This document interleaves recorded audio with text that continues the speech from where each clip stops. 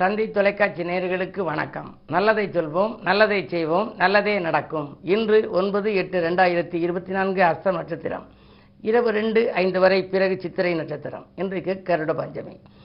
இன்றைக்கு நான் உங்களுக்கு சொல்ல இருக்கிற நல்ல கருத்து, ஒவ்வொருத்தருக்கும் ஒவ்வொரு திசை ஒத்து வரும். சில அலுவலகங்களில் பார்த்தீங்கன்னா வடக்க பார்த்து கவுண்டர் போட்டிருப்பாங்க, சில அலுவலகங்களில் தெற்க பார்த்து போட்டிருப்பாங்க, சில அலுவலகங்களில் கிழக்க பார்த்து போட்டிருப்பாங்க, சில இடங்களில் பார்த்தீங்கன்னா கடைகளில் மேற்க பார்த்து கவுண்டர் போட்டிருப்பாங்க. அவங்கவுங்களுக்கு எது ராசி அப்படிங்கிறத நம்ம அனுபவத்தில் தான் தெரிஞ்சுக்க முடியும். ஆனால் ஜாதக ரீதியாகவும் தெரிஞ்சுக்கலாம். எப்படி அப்படின்னா, அதுக்குன்னு ராசிகளுக்குரிய திசைகளிலே ஒரு பொது நியதிக்கு ஒரு பாடல் உண்டு. என்ன பாட்டு அப்படின்னா, மேசம் சிம்மம் தனுசு எனில் மேன்மை தரும் திசை கிழக்காகும், ரிஷபம் கன்னி மகரமெனில் நினைத்தது நடக்க தெற்காகும், மிதுனம் துலாம் கும்பமெனில் மேற்கு முகமே நலமாகும், கடகம் விருச்சிகம் மீனமெனில் காரிய வெற்றிக்கு வடக்காகும். ஒரு பாட்டு. எந்த திசைதான் நமக்கு என ஏற்ற திசைகள் என்பதனை, எந்த திசைதான் நமக்குரிய ஏற்ற திசைகள் என்பதனை சிந்தித்தே நாம் செயல்பட்டால் செல்வச் செழிப்புடன் வாழ்ந்திடலாம்னு அந்த பாடல் சொல்லுது. பொதுவாக ஒரு கடை ஆரம்பிக்கிறோம், அப்போ நமக்கு பொருளாதாரம் திருப்தியாக இருக்கணும். இந்த பொருள் வளம் சிறப்பாக வர, கடன் நல்லபடியாக நடக்க, செல்வ நிலை உயர நம்ம திசை பார்த்து போடணும். ஒரு கடைக்கு நான் சமீபத்தில் போயிருந்த போது அவர் சொன்னார், இந்த கடை ஆரம்பித்த போது ரொம்ப நல்லா இருந்துச்சு 5 வருஷம், அதுக்கப்புறம் இப்போலாம் கொஞ்சம் இந்த கொரோனா பீரியட்லேருந்து ரொம்ப டல்லாகிடுச்சு அப்படின்னாரு. அப்போ நான் எதாச்சும் சொன்னேன், உங்களுக்கு திசை ஒத்து வரல பிறகு நீங்கள் அப்படி ஆப்போசிட் எதிர் திசையில் போட்டுங்கண்ணே. எதிர் திசையில் மறுநாளே அவர் போட்டார். நல்ல நேரமெல்லாம் பார்க்கல, ஆனால் அந்த கடை வியாபாரம் கொடிகட்டி பறந்துச்சு. அதுக்கு காரணம், அந்த நேரத்தில் எலெக்ஷன் அறிவித்தாங்க, பலவிதமான ஒரு மக்களுக்குரிய நிலைகள் மக்களுக்கு பலவிதமான கொண்டாட்டங்கள் வர ஆரம்பிச்சிச்சு.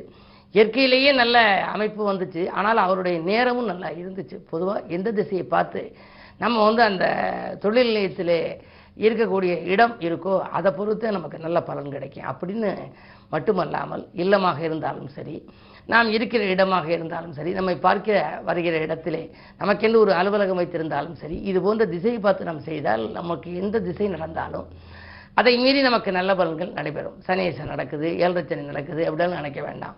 ஏன்னா இந்த ராசிகளுக்குன்னு சில திசைகள் இருக்குது. அந்த திசை பார்த்து நம்ம அமர்ந்திருக்க வேண்டும், தொழில் புரிய வேண்டும். தொழில் நிலையத்தில் அந்த கவுண்டர் வச்சுக்கிட்டு இருக்கோம் இல்லையா, நம்முடைய தலைக்கு மேலே இருக்கக்கூடிய படம் கூட குருன்னு ஒரு படம் இருக்குது, நீங்கள் பார்த்துருப்பீங்க. நவகிரகத்திலையும் குரு இருக்குது, தனியாக தட்சிணாமூர்த்தியும் இருக்குது.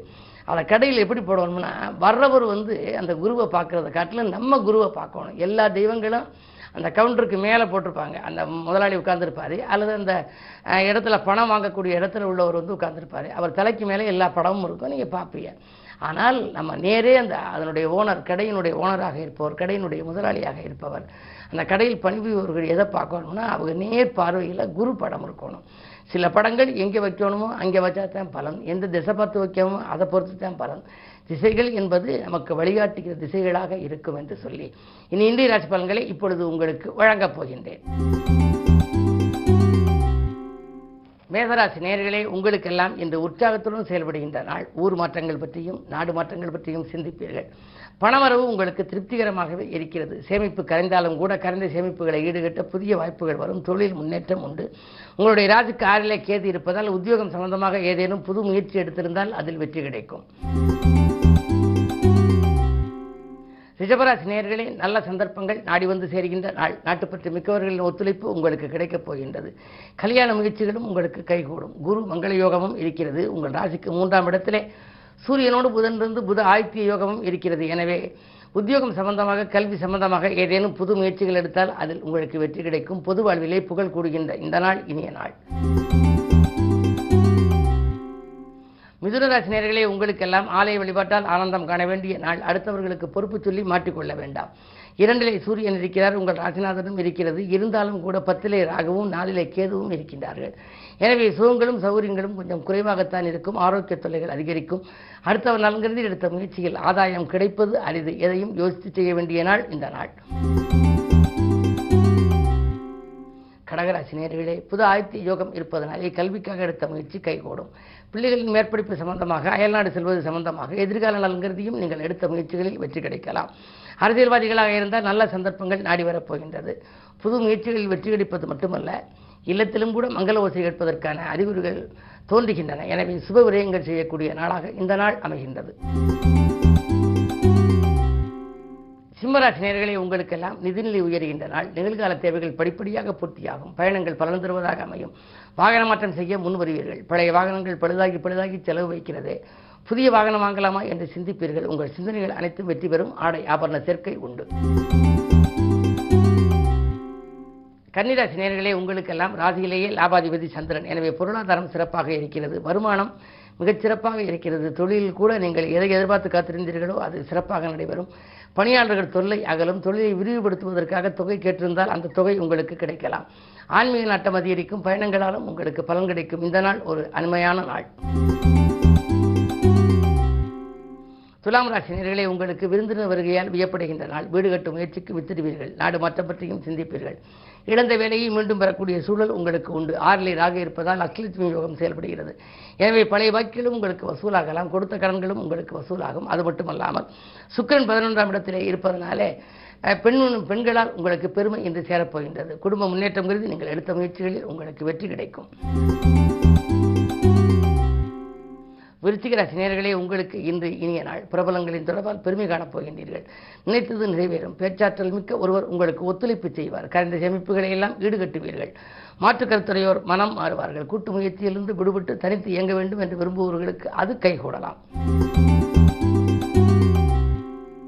தனுசு ராசி நேயர்களே, 8லே சூரியன் புதன். எனவே மறைந்த புதனால் நிறைந்து தனலாபம் கிடைக்கும்.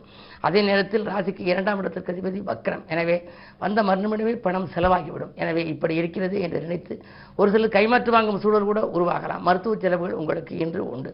10லே கேது இருப்பதால் உத்தியோகத்தில் கூட மறைமுக எதிர்ப்புகள் இருக்கலாம். எதிர்ப்புகளுக்கு மத்தியில் தான் இன்றைக்கு உங்கள் முன்னேற்றம் கிடைக்கும் என்பதனாலே கவனத்தோடு செயல்பட வேண்டிய நாளாகவே இந்த நாளை கருதலாம்.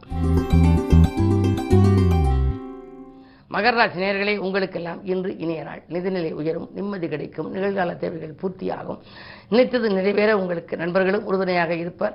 அதே நேரம் உறவினர்களும் உங்களுக்கு ஒத்துழைப்பு செய்வார்கள். கடன் சுமை குறைய புதிய வழிபிறக்கும். 2லே சனி இருப்பதனாலே வீடு கட்டும் முயற்சியிலும் கூட உங்களுக்கு வெற்றி கிடைக்கலாம். கும்பராசி நேயர்களே, உங்களுக்கு சந்திராஷ்டமம். அதிகாலையிலேயே விரயங்கள் ஏற்படுகின்ற நாள். அலைச்சல் அதிகரிக்கும். ஆதாயம் குறைவாக இருக்கும். உத்தியோக மாற்றங்கள் ஊர் மாற்றம் பற்றியும் சிந்திப்பீர்கள். நண்பர்கள் கூட பகையாகலாம். நாடு மாற்ற சிந்தனைகளை தவிர்ப்பது நல்லது. அதே நேரத்திலே உங்களுக்கு பொருளாதாரத்தை பொறுத்தவரை கைமாற்று வாங்கும் சூழல் வரை கூட உண்டு.